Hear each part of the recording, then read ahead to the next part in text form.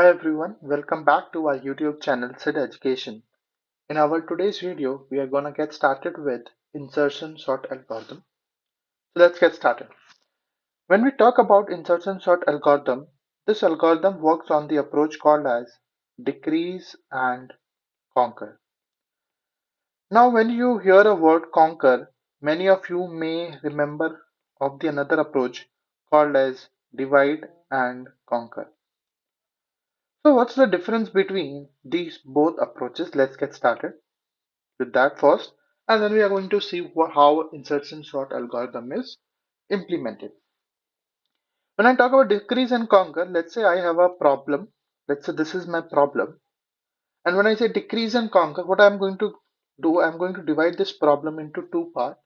And I'm going to only focus on the one part of the problem, right? So I'll say this is not my problem. It is done. This is going to be my problem. Whereas in divide and conquer, if this is my problem, if I divide into two parts, so I'm going to take care of both the parts.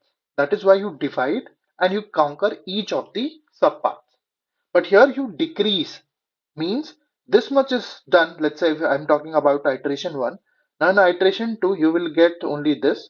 In iteration, you need to take care of this part. In iteration 3, this part. In iteration 4, this part. In iteration 5, your problem is solved. Whereas here in divide and conquer, then again you are going to divide, right? So you're going to take care of each part, right? So that's the basic difference between divide and conquer and decrease and conquer. Now let's talk about more on decrease and conquer and create a base for the insertion sort algorithm, right? So this decrease and conquer, right? Let me write over decrease and conquer has three variations. One variation is decrease by 1. Second is decrease by constant, and third is variable size decrease. Okay, let's quickly talk about each of them. When I talk about decrease by 1, what I mean. So basically what we do here is we decrease the size of a problem by 1. That is, let's say if I have a problem of size n, okay? Consider that I have a problem of size n, okay? Let me just quickly make a good square.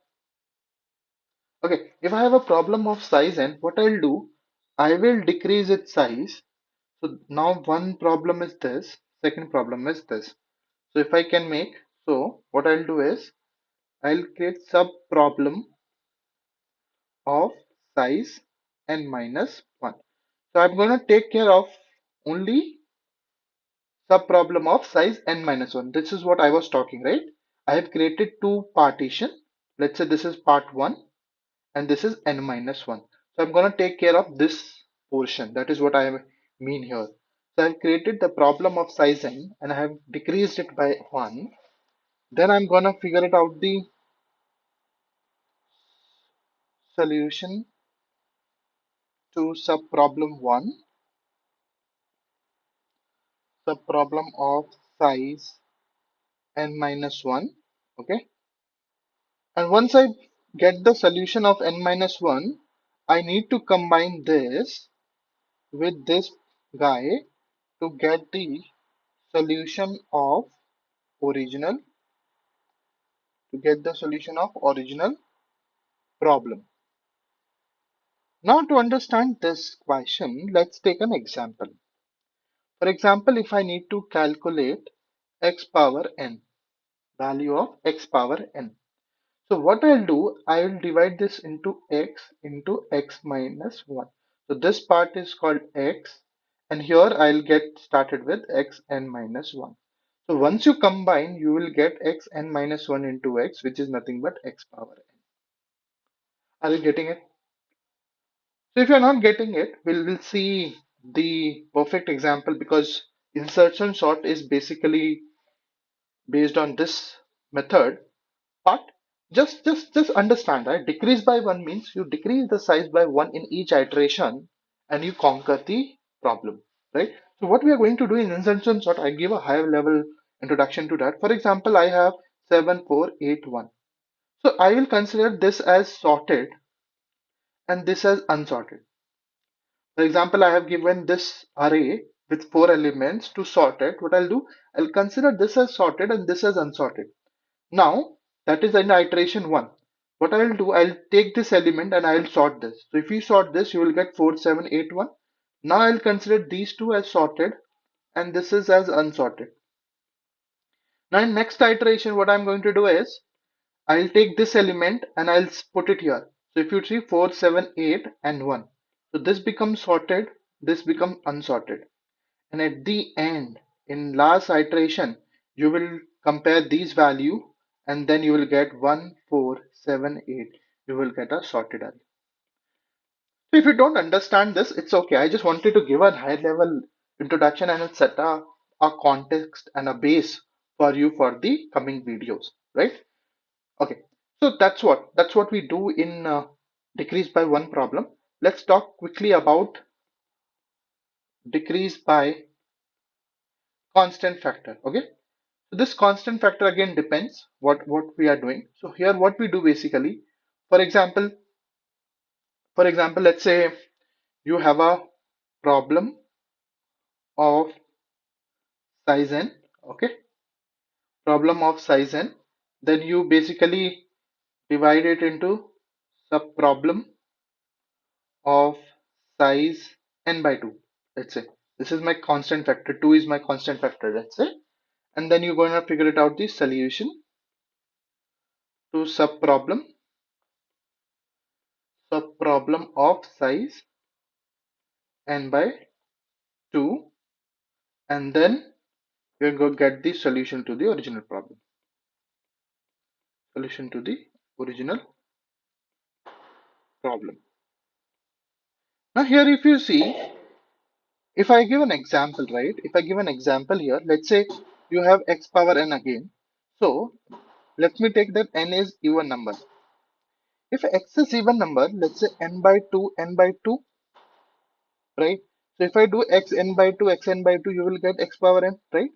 So if I just solve this guy, I'm getting answer for this also, and when I combine both of them, I get x power n. That is why there is nothing from here. I don't need it because I have divided the problem into two, but I'm going to take care of the half portion. It is something like that. If this is my problem and I have divided into two parts, only one block you take into consideration and other will already it's a match, right? It's kind of a match, correct? So that's how we are going to do in decrease by constant. Now, if you say I have given a condition that n is even, what if n is odd? So if n is odd, you can write x n minus 1 by 2, x n minus 1 by 2, right? Then becomes x n. What if n is 1? What if x is 1? Then nothing. X will remain x. X power n becomes x. That's it. Are you getting it? So this is how we use the approach decrease by constant factor. Now there is one more approach called as variable size decrease. Now in variable size decrease, what we basically do, in each iteration, the size differs. In each iteration, size differs. For example, in iteration 1, for example, I have divided into these two. Okay, in iteration 1. In iteration 2, I might need to solve this and this. Then in iteration 3, I may not to solve this and this. So we do not have a constant size getting reduced in each iteration. So it is variable. That is why we call it a variable. To give an example here, um, we need to find LCM using GCD. If you see this, if you guys have seen this example of mine, you will get it that how in each iteration we are getting a different size. Now decrease by one, that's what we are going to talk about insertion sort. So the basic point about insertion sort is that it is based on decrease by conquer methodology, and in that also decrease by one. So this is the point which I wanted to share with you before we get started with insertion sort. So if you like this video, please do like, share and subscribe. In our next video, I'm going to take example of how to solve the problem using this approach. We'll take an example on insertion sort and see how we are going to solve the question. So please stay tuned to our next video. Thank you.